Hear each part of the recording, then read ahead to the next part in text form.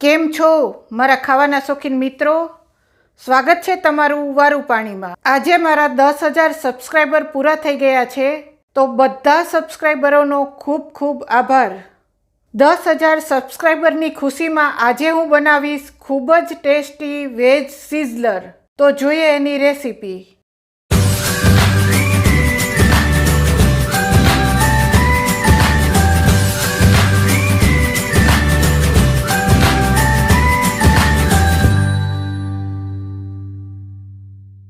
Sizzler માટે આપણે પહેલાં વેજીટેબલ આલુ ટિક્કી બનાવી લેશું. આલુ ટિક્કી બનાવવા માટે અહીંયા મેં થોડા વેજીટેબલ લીધા છે, જેમાં એક મોટી ડુંગળીના ટુકડા, એક કેપ્સિકમના ટુકડા, થોડું ફ્લાવર, થોડા લીલા વટાણા, થોડા ગાજરના ટુકડા. આ બધા વેજીટેબલને આપણે મિક્સરમાં અધકચરા એટલે કે દરદરા પીસી લેશું, જેની ફાઇન પેસ્ટ નથી કરવાની. આ મેં મીડિયમ સાઇઝના 5 બટેટા બાફીને ફોલી લીધા છે. હવે એનો આપણે છૂંદો કરી લેશું. એક પેનમાં આપણે 2 ચમચી જેટલું તેલ લેશું. તેલ ગરમ થાય એટલે અડધી ચમચી જીરું નાખશું. જીરું તતડી જાય એટલે 1 ચમચી લીલા મરચાંની પેસ્ટ નાખશું. 1 ચમચી આદુની પેસ્ટ નાખશું.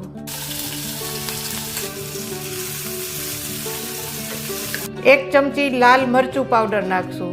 1 ચમચી ધાણા જીરું પાવડર નાખશું. આ બધા મસાલાને 2 મિનિટ સાતળી લેશું.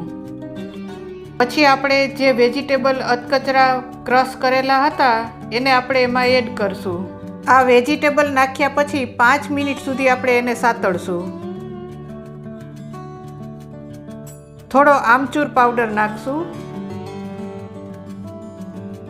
થોડો ગરમ મસાલો નાખશું.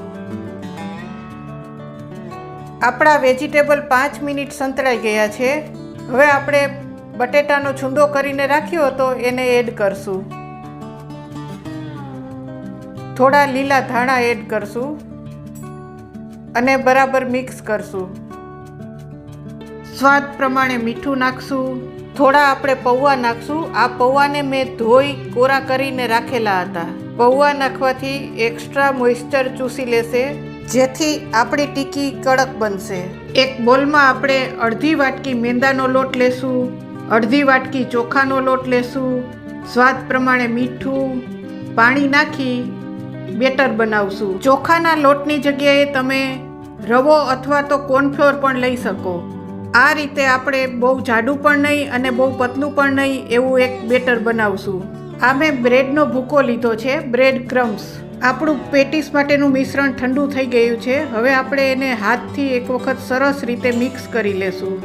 પછી એમાંથી તમારે જેવડી સાઇઝની પેટીસ બનાવવી હોય એવડો લુઓ લઈ અને આ રીતે પેટીસ બનાવશું. પહેલાં આપણે થોડી પેટીસને જાડી જ રાખશું. આ રીતે આપણે બધી જ પેટીસ વાળી લેશું.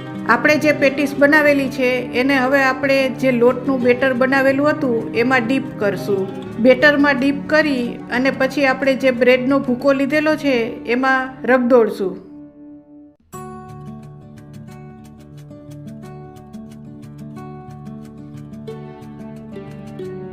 પછી એને હાથથી થોડી પ્રેસ કરી અને થોડી પતલી કરશું. પહેલાં આપણે જાડી એટલા માટે રાખી હતી કે આ પ્રોસેસ કરતી વખતે તૂટી જવાની શક્યતા રહે. આ રીતે લોટ અને બ્રેડ ક્રમ્સનું કોટિંગ કરવાથી આપણી પેટીસ સરસ ક્રિસ્પી બનશે. આ રીતે આપણે બધી જ પેટીસમાં કોટિંગ કરી લેશું. આપણું તેલ ગરમ થઈ ગયું છે. હવે આપણે બનાવેલી પેટીસને ડીપ ફ્રાય કરશું. થોડીવાર પછી પલટાવી લેશું. આને આપણે ગોલ્ડન બ્રાઉન થાય ત્યાં સુધી તળશું. હવે આપણી પેટીસ સરસ ગોલ્ડન બ્રાઉન થઈ ગઈ છે. આપણી પેટીસ તળાઈ ગઈ છે. હવે આપણે એને તેલમાંથી કાઢી લેશું. આ રીતે આપણે બધી જ પેટીસ તળી લેશું. હવે આપણે સિઝલર માટે વેજીટેબલ રાઈસ બનાવી લેશું. કડાઈમાં આપણે 1 ચમચી તેલ અને 1 ચમચી બટર લેશું. તેલ અને બટર થોડું ગરમ થાય પછી આપણે એમાં અડધી ચમચી જીરું નાખશું. જીરું તતરી જાય એટલે આપણે એમાં થોડી ઝીણી સમારેલી ડુંગળી નાખશું. ડુંગળી થોડી ગોલ્ડન બ્રાઉન થાય ત્યાં સુધી સાતળશું. પછી એમાં થોડા મકાઈના દાણા એડ કરશું. થોડા લીલા વટાણા એડ કરશું. થોડા ગાજરના ટુકડા એડ કરશું. આ બધી વસ્તુને 4 થી 5 મિનિટ સુધી આપણે સાતળશું. 4 મિનિટ પછી આપણે એમાં થોડું ફ્લાવર એડ કરશું અને થોડા કેપ્સિકમના ટુકડા એડ કરશું. આ બધી વસ્તુને આપણે વધારે પકાવવાની નથી, આપણે 80% જ પકાવશું. બધી વસ્તુનો ક્રન્ચી ટેસ્ટ રહે એટલું જ પકાવશું. કોઈ પણ વેજીટેબલ તમારી પસંદ પ્રમાણે વધારે ઓછા નાખી શકો છો. સ્વાદ પ્રમાણે મીઠું,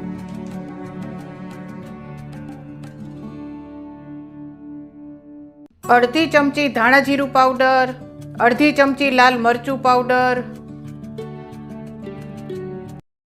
હવે એમાં રાઈસ એડ કરશું. આ રાઈસ મેં પહેલેથી બનાવીને રાખ્યા હતા. છૂટા રાઈસ બનાવવા માટેની લિંક હું ઉપર આઈ બટનમાં અને નીચે ડિસ્ક્રિપ્શન બોક્સમાં આપી દઉં. અડધી ચમચી ઓરેગાનો નાખશું, 1 ચમચી ચીલી ફ્લેક્સ નાખશું, થોડા લીલા ધાણા નાખશું, 3 ચમચી આપણે ટોમેટો સોસ એડ કરશું. જો તમે વધારે તીખું ખાતા હોય તો આમાં ચીલી સોસ પણ એડ કરી શકો. 2 ચમચી સોયા સોસ એડ કરશું. બરાબર મિક્સ કરશું. તો સિઝલર માટે વેજ રાઈસ તૈયાર છે, એને આપણે સાઈડ પર રાખશું. હવે આપણે સિઝલર માટે વેજીટેબલ પાસ્તા બનાવશું. એક તપેલામાં 3 વાટકી પાણી લેશું.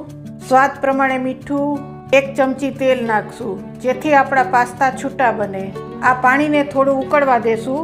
પાણી થોડું ઉકળે એટલે એમાં 1 વાટકી પાસ્તા નાખશું. આ મેં એલ્બો શેપના પાસ્તા લીધા છે, તમે કોઈ પણ શેપના લઈ શકો. પાસ્તાને આપણે થોડી વારે હલાવશું અને પાકવા દેશું. હવે આપણા પાસ્તા પાકી ગયા છે. પાસ્તા પાકી જાય એટલે આ રીતે ફૂલીને મોટા થઈ જશે અને એનો કલર પણ બદલાઈ જશે.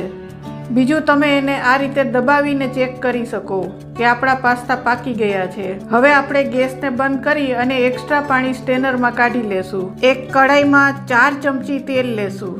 તેલ થોડું ગરમ થાય એટલે અડધી ચમચી આખું જીરું નાખશું, થોડી હિંગ નાખશું. પછી એમાં ઝીણી સમારેલી ડુંગળી એડ કરશું. ડુંગળી થોડી ગોલ્ડન બ્રાઉન થાય ત્યાં સુધી સાતળશું. આપણી ડુંગળી ગોલ્ડન બ્રાઉન થઈ ગઈ છે. હવે આપણે એમાં ટમેટા એડ કરશું. ટમેટા થોડા સંતળાય એટલે 1 ચમચી આદુની પેસ્ટ નાખશું.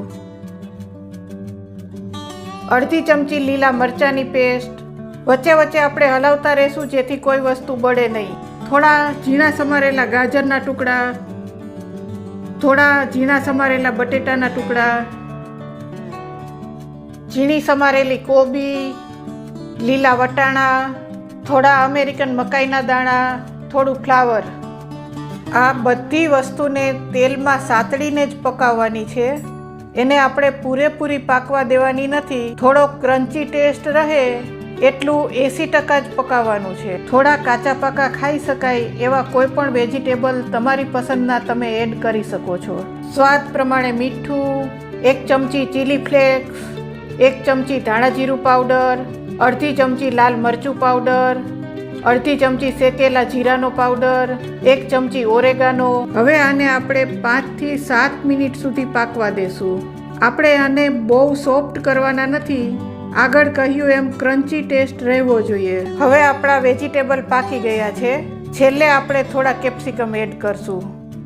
કેપ્સિકમને આપણે છેલ્લે નાખવાના છે. કેપ્સિકમ જલ્દીથી પાકી જતા હોય છે. આપણે એને પકાવવાના નથી, એનો ક્રન્ચી ટેસ્ટ જ રાખવાનો છે. 2 ચમચી ટોમેટો સોસ નાખશું. 1 ચમચી સોયા સોસ નાખશું. બરાબર મિક્સ કરશું. પછી આપણે જે પાસ્તા બાફીને રાખ્યા હતા એ એમાં એડ કરશું અને બરાબર મિક્સ કરશું.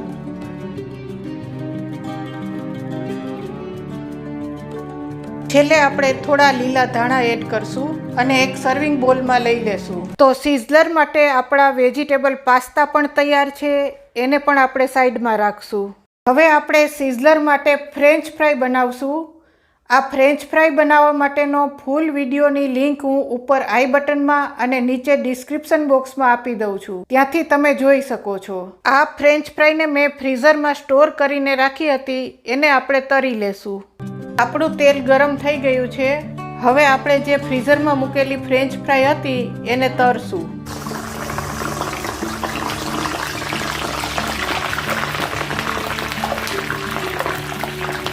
ફ્રેન્ચ ફ્રાયનો કલર ગોલ્ડન બ્રાઉન થાય ત્યાં સુધી આપણે એને તળશું.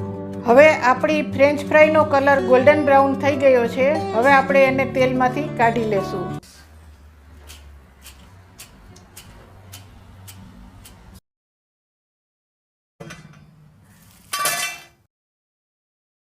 આપણી ફ્રેન્ચ ફ્રાઈ જેમ જેમ તરાય એમ આ રીતે એક કાણાવાળા વાસણમાં આપણે રાખતા જશું, જેથી કરીને વરાળના લીધે આપણી ફ્રેન્ચ ફ્રાઈ પોચી ના પડે.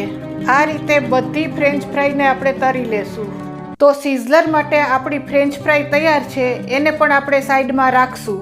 પછી આપણે 2 કેપ્સિકમ લેશું, એને ઉપરથી થોડું કાપી અને અંદરથી બી કાઢી લેશું. આ રીતે અંદરથી બી કાઢી લેવાના છે. આખું કેપ્સિકમ આપણે એમનેમ જ રાખશું, ઉપરથી થોડું કાપી અને બી કાઢી લેશું. હવે આપણે આને તરી લેશું. આપણે એને વધારે તરવાનું નથી, બસ તેલમાં ફેરવીને તરત જ કાઢી લેશું. કેપ્સિકમ સાવ પોચું ના થઈ જવું જોઈએ, એનો ક્રન્ચી ટેસ્ટ રહેવો જોઈએ. આપણા બંને કેપ્સિકમ તરાઈ ગયા છે. આ મેં મિક્સ ચેવડો આવે છે એ લીધો છે. આ ચેવડાને આપણે મિક્સરમાં ક્રશ કરી અને ભૂકો કરી લેશું. મિક્સ ચેવડાનો આપણે ભૂકો કરી લીધો છે. હવે આમાં બીજા કોઈ જ મસાલા નાખવાની જરૂર નથી. બસ થોડા લીલા ધાણા, થોડા બાફેલી મકાઈના દાણા અને થોડો લીંબુનો રસ નાખશું આપણે. પછી બરાબર મિક્સ કરી લેશું. મસાલો આ રીતે છૂટો લાગતો હોય, એકી સાથે લચકા જેવો ન લાગતો હોય તો બાઇન્ડિંગ માટે આપણે 1 ચમચી તેલ નાખશું. ફરીથી સારી રીતે મિક્સ કરી લેશું. આપણે જે કેપ્સિકમ તરીને રાખ્યા હતા એમાં આ મસાલો આપણે ભરી લેશું. મસાલાને આપણે સરસ પ્રેસ કરીને ભરશું.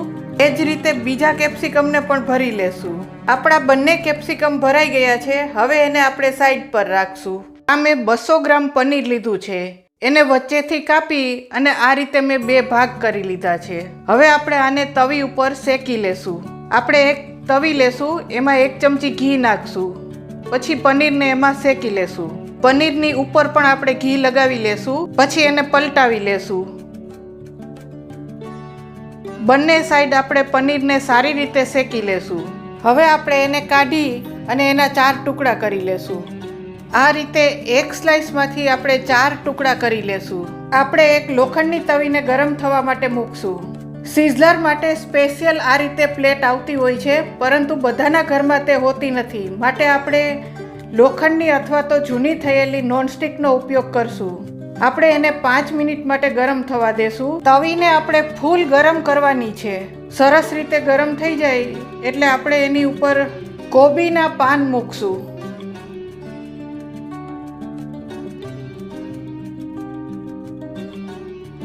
હવે એની ઉપર આપણે બનાવેલા વેજીટેબલ પાસ્તા મૂકશું. બનાવેલા વેજીટેબલ રાઈસ મૂકશું. ભરેલા કેપ્સિકમ મૂકશું.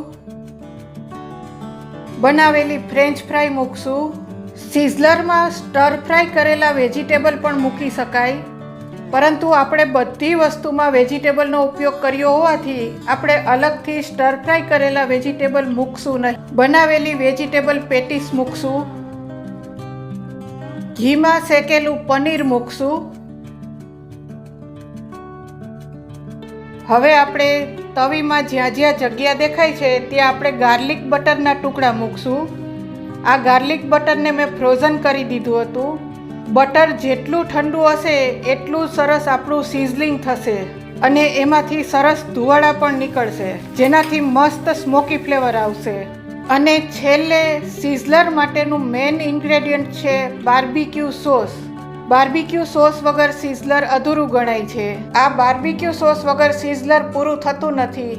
છેલ્લે આપણે આ બધી વસ્તુ પર સારા પ્રમાણમાં બાર્બીક્યુ સોસ નાખશું. આ બાર્બીક્યુ સોસ બનાવવા માટેની લિંક હું ઉપર આઈ બટનમાં અને નીચે ડિસ્ક્રિપ્શન બોક્સમાં આપી દઉં છું, ત્યાંથી તમે જોઈ શકો છો. તો સર્વ કરવા માટે તૈયાર છે આપણું સિઝલર.